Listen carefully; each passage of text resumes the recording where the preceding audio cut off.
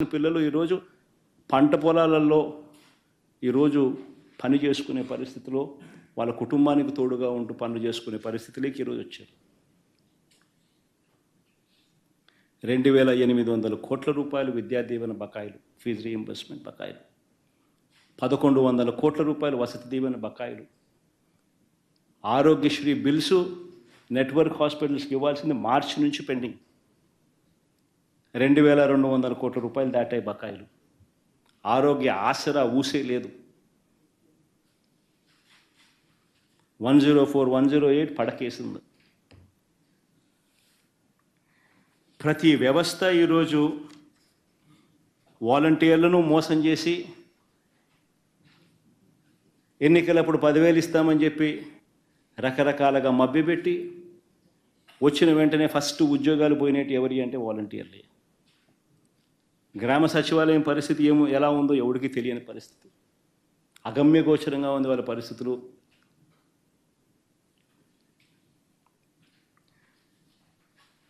ఈరోజు ఇంత దారుణంగా ఉన్న ఒకవైపున వ్యవస్థలన్నీ కూడా దారుణంగా అప్పటితో కంపేర్ చేస్తే దారుణంగా వ్యవస్థలన్నీ కూడా వెనక్కిపోయిన పరిస్థితులు ఒకవైపున కనిపిస్తూ ఉంటే, మరోవైపున సంపద సృష్టి, ఇది వెరీ ఇంపార్టెంట్. సంపద సృష్టి అని అంటే నిజంగా ఏమిటి అన్నది అర్థమయ్యేట్టుగా కాస్త చెప్తా. రాష్ట్రానికి ఉన్న ఆదాయాలను ఇంకా అదనపు ఆదాయం రాష్ట్రానికి వచ్చే విధంగా ప్రభుత్వం ఏదైనా కార్యక్రమాలు చేయగలిగితే దానిని సంపద సృష్టి అని అంటారు. అందులో భాగంగానే రాష్ట్రం పురోగతిని మనసులో పెట్టుకొని రాష్ట్రం ఫ్యూచర్లో ఇంకా ఎక్కువ డబ్బులు సంపాదించే మార్గాలు ఎక్కడున్నాయి అని చెప్పి ఆలోచన చేసి సంపద సృష్టి అన్నది నిజంగా జరిగింది ఎప్పుడు అని అంటే వైఎస్ఆర్సీపీ ప్రభుత్వంలో మాత్రమే జరిగింది.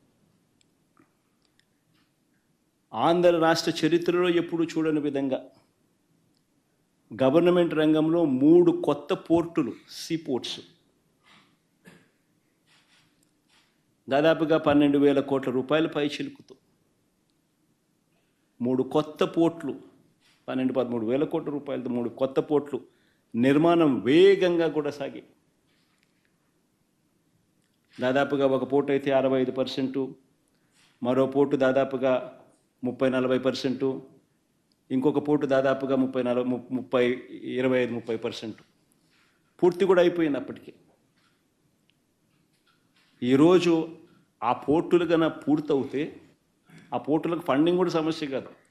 దానికి సపరేట్గా మ్యారిటైమ్ కార్పొరేషన్ క్రియేట్ చేసి దానికి సపరేట్ ఫండింగ్ ఆర్గనైజ్ చేసి సపరేట్గా దానికి ఫండింగ్ ఎలాంటి ప్రాబ్లం లేకుండా చేసినాం. ఆ పోర్టులు పూర్తవుతే ఈరోజు ఒక శ్రీశైలం కట్టాలని అంటే అప్పట్లో 900 కోట్లు 600 కోట్లు అయి ఉండొచ్చు. ఈరోజు అదే శ్రీశైలం కట్టాలంటే 50,000 కోట్లు తక్కువ కాదు. That is the value of assets. ఈ పోర్ట్లన్నీ రేపొద్దున లక్షల కోట్లకు వాల్యూస్ అవుతాయి. ఈ పోర్ట్లు కానీ, ఈ మెడికల్ కాలేజెస్ కానీ, ఇవన్నీ కూడా 17 కొత్త మెడికల్ కాలేజీలు కడతా ఉన్నాం.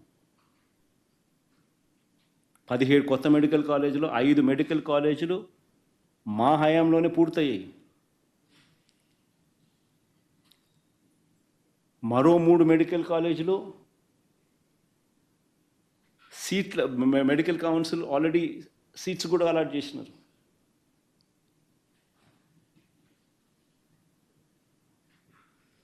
ఇలాంటి ప్రాజెక్టులు పూర్తవుతే దానిని సంపద సృష్టి అని అంటారు.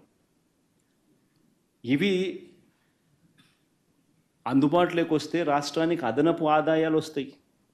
ఒక సీపోర్ట్ వస్తే ఆ సీపోర్ట్ చుట్టుపక్కల ప్రాంతాలన్నీ కూడా అభివృద్ధి చెందితే దానివల్ల జిఎస్డిపి పెరుగుతుంది, ఉద్యోగాలు వస్తాయి, పెరుగుదల కనిపిస్తుంది. మెడికల్ కాలేజీలు వస్తే ఖర్చులు తగ్గుతాయి, టెరిషరీ కేర్ అవైలబుల్గా ఉంటుంది.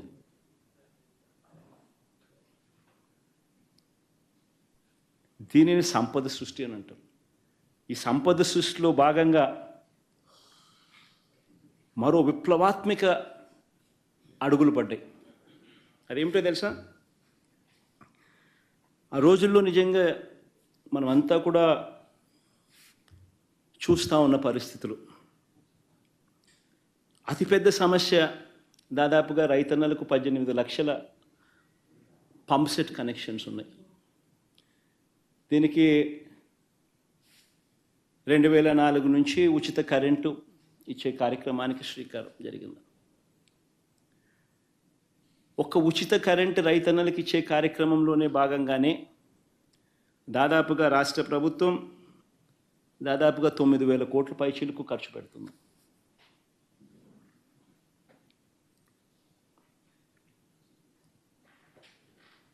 ఈ దాదాపుగా ఇలాంటి పరిస్థితుల్లో చంద్రబాబు నాయుడు గారు 5 సంవత్సరాల పరిపాలన చూశాం. నిజంగా చంద్రబాబు నాయుడు గారి పరిపాలనలో 5 సంవత్సరాలలో ఏ స్థాయికి తీసుకొని పోయాడు అని అంటే ఈ డిస్కాముల పరిస్థితి నిజంగా రైతన్నలకు ఉచిత కరెంట్ అన్నది ఒక డ్రీమ్. రైతులకు నిజంగానే పెట్టుబడి అన్నది రైతన్నకు తగ్గించగలిగితే రైతన్న ఆదాయాలు పెరుగుతాయి. అందులో ఉచిత కరెంట్ అన్నది it plays a very important role. దాదాపుగా ప్రతి రైతుకు దాదాపుగా సంవత్సరానికి 40-45 వేల రూపాయలు రైతన్నలకు ఉచిత కరెంట్ రూపైనా చేతిలో పెడతాం పెట్టుబడి సహాయంగా. అలాంటి గొప్ప స్కీము మంచి స్కీము కూడా చంద్రబాబు నాయుడు గారి పాలనకు వచ్చేసరికి డిస్కాములు ఏ స్థాయిలోకి వెళ్ళిపోవడం మొదలుపెట్టాయనంటే ఇలాంటి పథకాలన్నీ కూడా చేయగలుగుతామా అన్న పరిస్థితిలోకి వెళ్ళిపోతూ ఉన్నాయి. డిస్కాముల పరిస్థితి చూస్తే చంద్రబాబు నాయుడు గారు రాకమునుపు 29,000 కోట్ల రూపాయలు అప్పులు బకాయిలు ఉంటే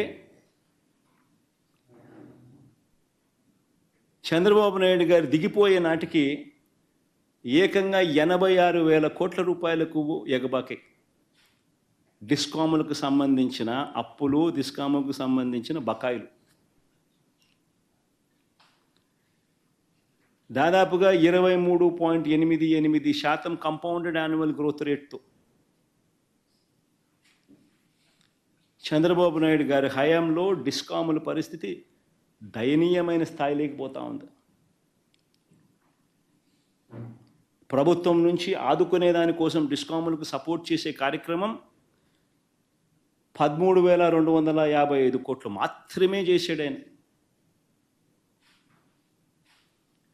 అదే వైఎస్ఆర్సీపీ ప్రభుత్వ హయాంలో 47,800 కోట్ల రూపాయల డిస్కాములకు ప్రభుత్వం నుంచి సహాయం చేయగలిగిన నిలబెట్టే ప్రయత్నం జరిగాయి. ఆ నిలబెట్టే ప్రయత్నంలో భాగంగానే పగటిపూటే రైతన్నలకు 9 గంటల పాటు ఉచితంగా కరెంట్ ఇచ్చే కార్యక్రమం జరిగిస్తూ అదేవిధంగా రాష్ట్ర ప్రభుత్వం మీద డిస్కాముల మీద భారం పడకుండా మరో 25 సంవత్సరాల పాటు రైతన్నలకు ఊరట కలిగించే కార్యక్రమం తీసుకొచ్చే కార్యక్రమంలో భాగంగానే రాష్ట్ర ప్రభుత్వం ఎప్పుడూ చేయని విధంగా ఆలోచనలు చేసింది. 2020 నవంబర్లో 6,400 మెగావాట్లకు సంబంధించి టెండర్లు